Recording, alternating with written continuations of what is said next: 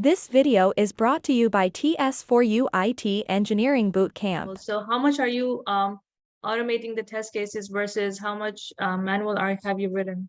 I think I answered this question. 70%, all the regression is the automated, and all the functional, the current sprint, everything is manual.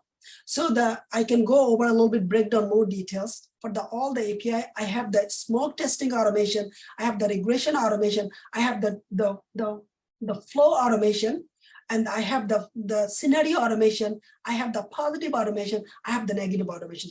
Every single thing I have designed the enter on the Postman. And then I have actually shared with the specific people. When I said that for the front end developer, I have given my collection so he can run it. For the backend developer, I have given my collection so he can run it. I have given my entire collection to the DevOps engineer, he can run it. Because end of the day, they will come back to me how these things work. So I am actually the SME for my features. So I'm actually knowing ins and out everything. I represent my product owner, all the technical part. Perfect, great. So